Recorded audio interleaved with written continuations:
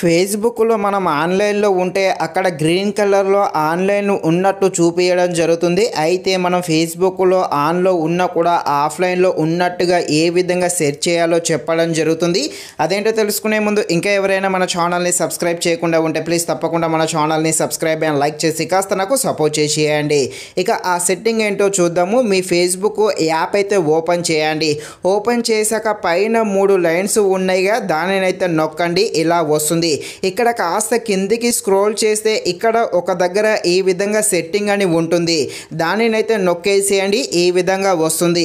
మళ్ళీ పైకి కాస్త కొంచెం అయితే పైకైతే స్క్రోల్ చేయండి. స్క్రోల్ చేశాక ఇక్కడ ఒక దగ్గర ఈ యాక్టివ్ స్టేటస్ అనే ఆప్షన్ అయితే కనిపిస్తుంది. దానినైతే నొక్కండి. ఇక్కడ ఈ విధంగా ఆన్లైన్లో ఉన్నట్టుగా చూపించడం జరుగుతుంది. అయితే దీనిని ఇక్కడ దీనిని నొక్కండి. నొక్కారనుకోండి ఆటోమేటిక్గా ఆఫ్ అయితే అవ్వడం జరుగుతుంది. ఇక ఇప్పటి నుండి మనము ఆన్లైన్లో ఉన్నా కూడా ఆఫ్లైన్లో ఉన్నట్టుగా చూపించడం జరుగుతుంది. ఈ విధంగా మీరైతే సెట్ చేసుకోండి.